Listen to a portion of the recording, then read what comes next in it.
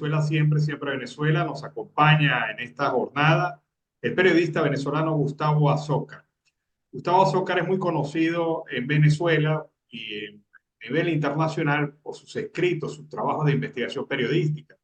Pero en este caso hemos querido conversar con Gustavo en relación a un caso de verdad bastante preocupante.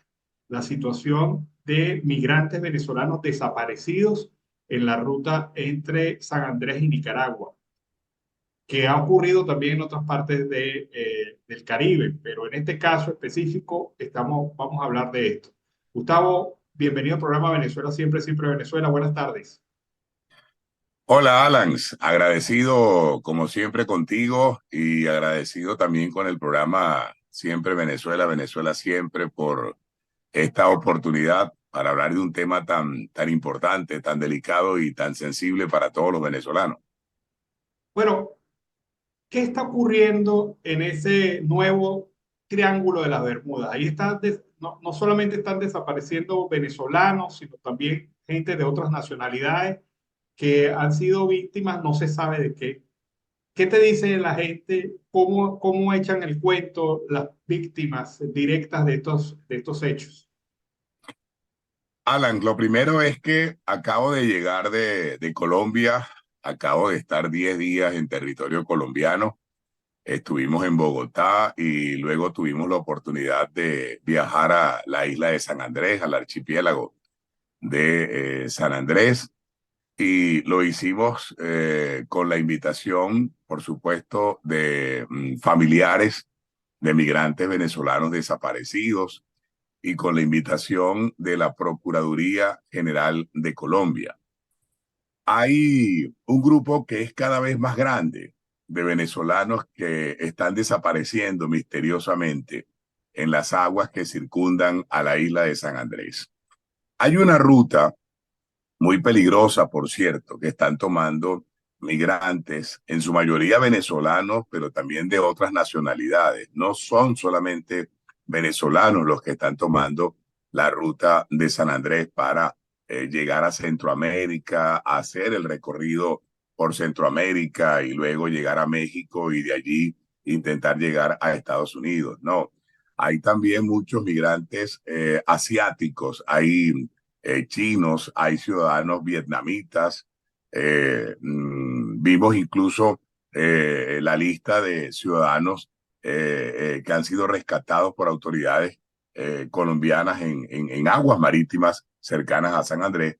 Y hay ciudadanos de Azerbaiyán, de Pakistán, de Afganistán, lo que demuestra que esta ruta que se toma por parte de los migrantes que quieren llegar a Estados Unidos pues ya está cogiendo como mucha más fuerza y se está convirtiendo casi que en una ruta internacional.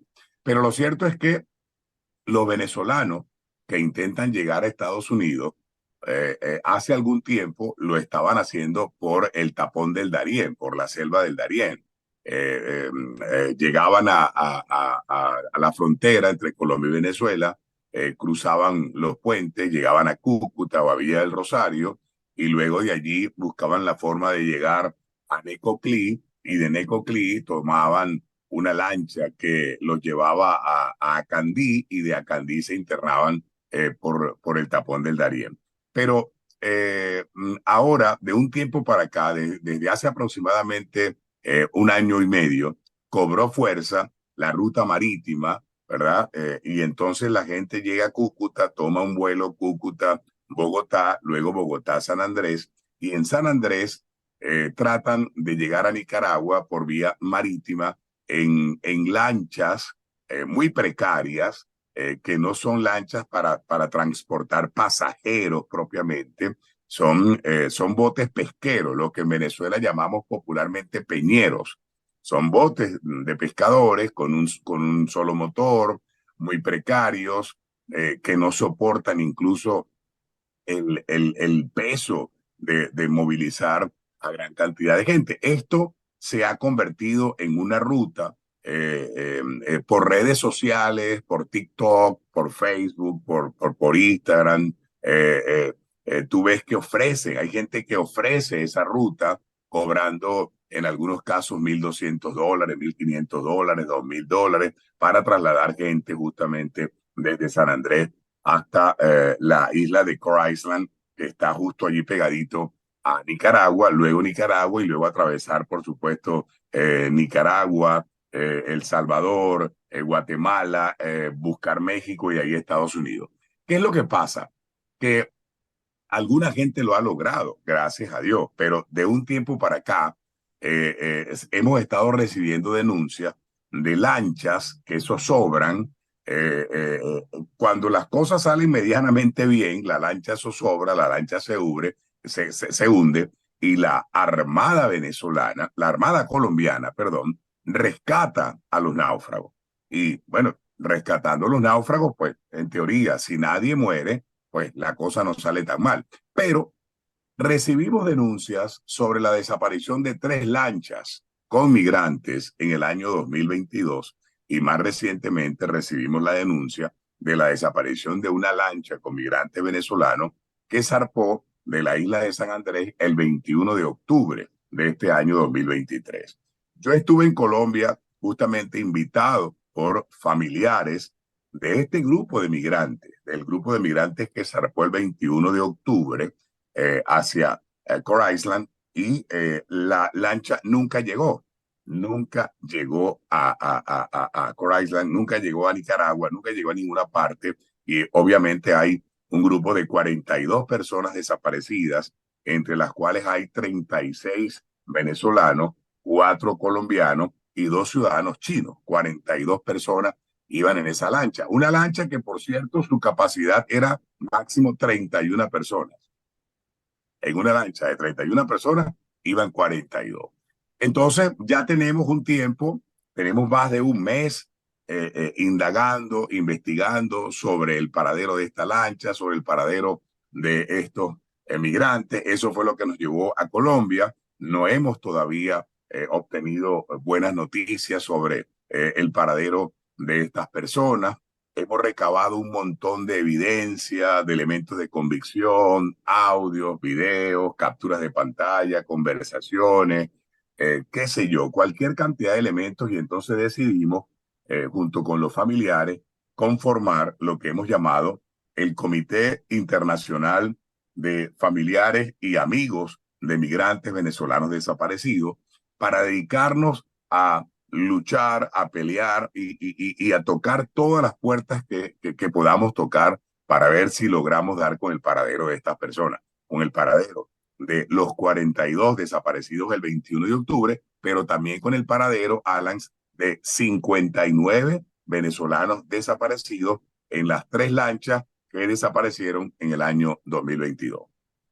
Gustavo, hay algo que evidentemente mueve a la reflexión. Primero, existe, y hay mucha evidencia de esto, una red, eh, podemos calificarla como mafiosa, porque es una red que se mueve al margen de la ley, de tráfico de personas. Incluso yo no sé si en este caso los contactos se hicieron desde Venezuela, porque incluso esa red ya ha permeado a Venezuela y ofrece, como tú bien lo dices, unos paquetes casi turísticos, casi como que uno se va de vacaciones y va a pasar unos días en la selva. Pero esa red es muy poderosa y entendemos que esa red, además de los delitos que se conocen por tráfico de personas, también están delitos vinculados al narcotráfico, delitos vinculados a otros, al contrabando y a otros males de la sociedad. Pero eso todo el mundo lo sabe en San Andrés. Ahora, uno se dice, en pleno conocimiento de eso, ¿qué hacen las autoridades colombianas para detener este tipo de delitos? 2 cosas puntuales, Ana. Primero, ciertamente hay una suerte de organización. Yo me atrevo a llamarla organización criminal, porque al fin y al cabo esto termina siendo un crimen. Estamos hablando de tráfico de personas, tráfico de migrantes, ¿verdad? Que ofrece sus servicios, crean agencias de viaje virtuales. Son agencias de viaje virtuales. Entonces, viajes Peralta, Viajes no sé qué Carrizo, Viajes Triple X, te ofrece, ofrece llevarte desde Venezuela a Nicaragua. Y entonces te hacen el paquete completo y te dicen, mira, nosotros te llevamos de Caracas o de Miranda o de Yaracuy o de Valencia o de Barcelona o de Puerto La Cruz o de Mérida, te llevamos hasta Cúcuta. En Cúcuta te va a esperar una persona, esa persona te va a llevar al aeropuerto Camilo Daza en Cúcuta y te va a montar en un avión y para que te vayas a Bogotá. De Bogotá vas a tomar otro avión y vas a llegar a la isla de San Andrés y en San Andrés va a estar esperándote una persona, esa persona te va a buscar al aeropuerto, te lleva a una posada o te lleva a una casa de familia, allí te va a hospedar por un día o 2 días, te van a dar la comida, te van a dar esto, te entregan hasta una SIM card de Colombia, tú sabes, un chip para que tengas tu telefonía y te comuniques con tu familia. Después te montan en una lancha a mitad, en la noche. Es importante decirlo, las lanchas no son esas lanchas que uno toma para ir a un paseo en Cayo Sombrero o para ir a un paseo en la isla de Margarita y conocer la Restinga. Son botes de pescadores. Son botes muy rudimentarios de pescadores, son barquitos de madera, embarcaciones de madera, muchas veces destartalados, ¿verdad? Con un solo motor, pero un motorcito pequeño que obviamente es solamente para pescar, no es una lancha de pasajeros, tengamos claro esto. Entonces, te van ofreciendo todo esto, te cobran $1,200 por el paquete, lo que llaman el paquete completo, y prometen ponerte en territorio nicaragüense, donde tú deberías, en teoría, escoger 2 vías, o te vas por tierra o tomas un avión y te vas de Nicaragua a Guatemala y después de Guatemala te vas caminando hasta México. En fin, depende un poco las opciones, pero es evidentemente una red donde hay venezolanos, donde hay colombianos y donde evidentemente también hay nicaragüenses y centroamericanos que se encargan de hacer el resto de la travesía para este tránsito a todas luces ilegal. Es un tránsito ilegal porque estás atravesando toda Centroamérica e incluso parte de Colombia, muchas veces sin siquiera sellar el pasaporte. Entonces, eso es lo primero. Hay una red que está metido en esto. Las condiciones de la travesía son muy difíciles, son muy difíciles. No te van a colocar en un hotel 5 estrellas, no te van a poner en una lancha, en un catamarán o en un ferry para que tú hagas el recorrido. No, son embarcaciones muy, muy precarias. El viaje de San Andrés a Core Island son 80 millas náuticas atravesando mar abierto, mar picado, oleaje fuerte. Yo tuve la oportunidad de hacer parte del recorrido con la Armada de Colombia en una lancha de la Armada colombiana que tiene todas las normas de seguridad y que está diseñada para aguantar la turbulencia y la fiereza del océano Atlántico y sin embargo el recorrido es complicado, difícil, duro. Vi gente vomitando, mareada en una lancha de la Armada. Imagínate lo que sería coger esa ruta en un barquito, en una embarcación precaria de pescadores. Una cosa bien complicada. Lo otro es que la gente no está llegando a su destino, no está llegando a su destino. 59 venezolanos desaparecidos en 2022 y 38 desaparecidos ahora en 2023. Estamos hablando casi de 100 migrantes venezolanos hasta donde conocemos, Alan, porque podrían ser más. Estamos conociendo estos casos porque estos casos han sido denunciados ante las autoridades, ante la policía, ante la fiscalía. Sin embargo, en Venezuela no hay una investigación sobre esto, no hay ningún fiscal, ningún juez, ningún organismo público investigando esto. Y en Colombia tampoco lo había hasta que nosotros llegamos con este grupo de familiares y procedimos a visitar las instituciones públicas colombianas, fuimos a fiscalía, interpusimos una denuncia, fuimos a procuraduría, interpusimos una denuncia, fuimos al Congreso de Colombia, tanto a la Cámara de Representantes como a la Cámara del Senado, interpusimos denuncia, llevamos una carta al presidente Petro, llevamos una carta al defensor del pueblo, llevamos una carta a la Policía Nacional de Colombia, llevamos una carta a Migración Colombia y alertamos a las autoridades colombianas y le dimos, hey, ¿Qué está pasando aquí? Se están perdiendo personas, están desapareciendo personas. ¿Qué ocurre? ¿Estamos frente a qué? ¿Son naufragios que están ocurriendo? ¿Es que las lanchas se están hundiendo con nuestra gente? ¿O estamos en presencia de otra cosa? ¿O es que nos están secuestrando a la gente como están secuestrando a los migrantes en México? ¿O es que estamos en presencia de un tráfico de seres humanos, de un tráfico de migrantes, de trata de blancas? O sea, ¿qué es lo que está pasando aquí? Y entonces le pedimos al Poder Público colombiano que investigara. Logramos dos cosas importantes, por cierto, que quiero destacar con esta visita que hicimos. Lo primero importante que logramos fue que la Fiscalía General de Colombia desarrolló un operativo en San Andrés, en Cartagena y en dos o tres departamentos más de Colombia. Detuvieron a 24 personas.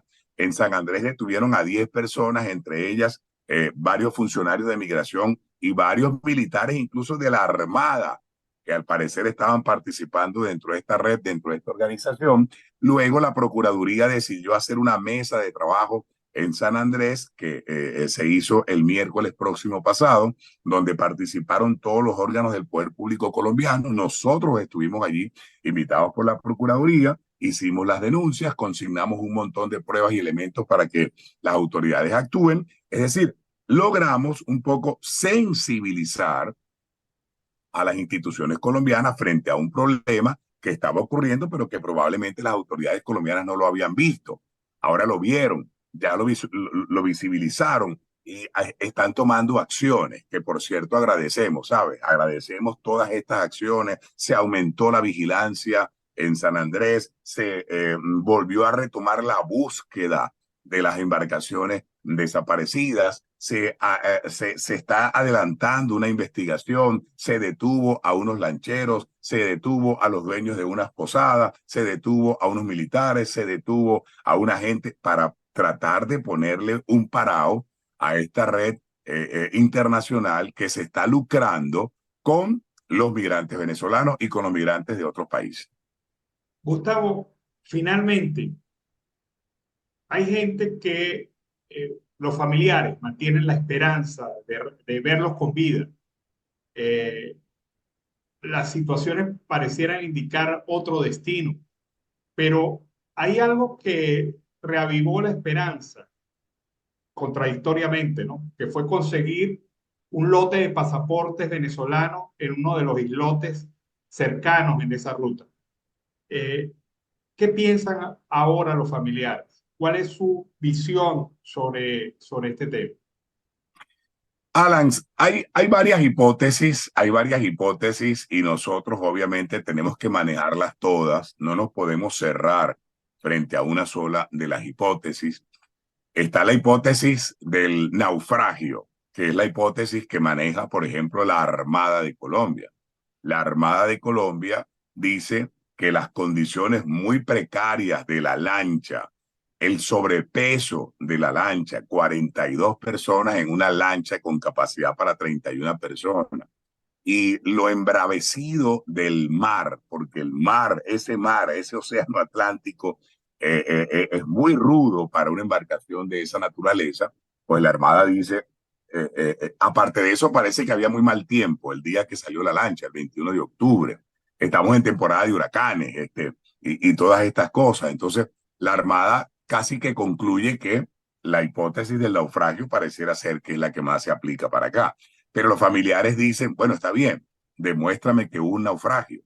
¿Dónde están los 42 cuerpos? ¿Dónde están los 42 cadáveres? ¿O es que tú me vas a convencer a mí de que el mar se tragó 42 cuerpos y no quedó nada? Pero no solamente eso, los 42 cuerpos, ¿dónde está el equipaje? Porque alguien pudiera decir, bueno, fue que los tiburones se comieron los 42 cuerpos. Ah, y los tiburones también se comieron la maleta, y los morrales, y las mochilas, y los zapatos, y todo lo que iba en la embarcación. Es decir, un morral, Alan, aunque esté lleno de ropa, flota.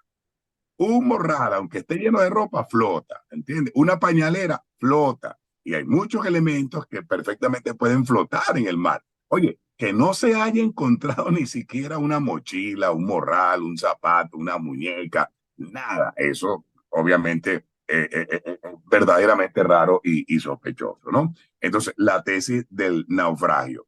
La otra tesis es el secuestro. Es decir, en México están secuestrando venezolanos. Los secuestran, piden dinero por su liberación. Todavía hay, por cierto, a los migrantes venezolanos secuestrados en México, para que sepa. Todavía hay un grupo de gente que está allí y no lo han podido liberar porque no han podido pagar. Está la tercera hipótesis, que es, bueno, tráfico de migrantes, tráfico de humanos, desaparición forzada. Entonces, nosotros no podemos en este momento descartar ninguna de esas hipótesis. Con relación a los pasaportes, lo que hay es una foto que circuló en medios colombianos sobre la presunta aparición de 8 pasaportes venezolanos. Solo hay una foto y esa foto, por cierto, si tú la analizas, son 8 pasaportes que los colocaron encima de una pimpina, parece ser un tambor o una pimpina de gasolina y allí le tomaron una foto. Pero nadie ha visto los pasaportes. Nosotros no hemos visto los pasaportes, la policía no ha visto los pasaportes, la fiscalía no ha visto los pasaportes, la procuraduría tampoco ha visto los pasaportes. Supuestamente aparecieron los pasaportes en Costa Rica. Bueno, nosotros le pedimos a Procuraduría, le pedimos a Fiscalía y le pedimos a las autoridades de Colombia, incluso Cancillería, hey, bueno, pidan los pasaportes en Costa Rica, hagan la diligencia y escríbanle a quien le tengan que escribir y díganle, mira, esos pasaportes de venezolanos los necesitamos para una investigación que estamos haciendo aquí. Y si las autoridades de Costa Rica no tuvieran ningún problema, deberían enviar los pasaportes a Colombia, porque ¿dónde desaparecieron los migrantes? En territorio colombiano. ¿Quién está llevando la investigación? La autoridad colombiana. Y si esa es una evidencia, pues bueno, dame la evidencia para yo poder tener certeza de que de verdad esos pasaportes aparecieron en Costa Rica. Habría que analizar los pasaportes, hacerles un estudio para ver si podemos localizar huellas dactilares en los pasaportes. La pregunta de las 64.000 lochas, ¿por qué los pasaportes no se mojaron? ¿Por qué parecen que están sequitos los pasaportes si hubo un naufragio? ¿Qué es lo que están diciendo? Entonces, son muchas cosas, Alan, que no están lo suficientemente claras aquí y por eso nosotros solicitamos que la investigación se profundice. Es decir, el que quiera convencernos de que hubo un naufragio tiene que darnos pruebas y evidencias de que se produjo un naufragio. El que quiera convencernos, por supuesto, de que se trata de tráfico de personas o tráfico de migrantes o tráfico de seres humanos, tiene que también darnos evidencia de eso. Y la hipótesis del secuestro, que es la que manejan los familiares, se soporta en audios, en conversaciones por WhatsApp que recibieron algunos familiares, la solicitud de rescate por parte de algunas personas que escribieron, números de teléfono de Venezuela, de Colombia, de Nicaragua, que por cierto fueron aportados a las autoridades y que hacen pensar que pudiera ser un grupo armado o un grupo de bandidos o un grupo de delincuentes, llámese como se llame, pudiera tener en su poder a estas personas y está a la espera, ¿verdad?, de las condiciones para solicitar el rescate por ellas. Así que no nos cerramos a ninguna posibilidad. Lo que queremos y le hemos pedido a las autoridades colombianas, y por cierto, debo decir, Alan, hemos recibido mucha colaboración, mucho apoyo por parte de las instituciones públicas de Colombia, Procuraduría, sobre todo la Procuraduría, ¿verdad? Que se montó en esto de una manera impresionante, Fiscalía, Policía, la Armada, Defensoría del Pueblo. No así, por cierto, en Venezuela. En Venezuela parece que esos migrantes no tuviesen nacionalidad, que a Claro. nadie les importara. Y el gobierno de Venezuela también tiene mucho que hacer aquí, porque al fin y al cabo son ciudadanos venezolanos los que están desaparecidos. No son extraterrestres, no son marcianos, son venezolanos que deberían ser defendidos donde quiera y como fuera por parte del gobierno de Venezuela. Bueno, Gustavo, muchísimas gracias. De verdad que nos pones bien en contexto en esta situación que ha venido ocurriendo en esa ruta, pero también en el Caribe, en otras rutas también de migración venezolana. Muchísimas gracias, Gustavo. Gracias por la invitación, Alan. Un abrazo. Bueno.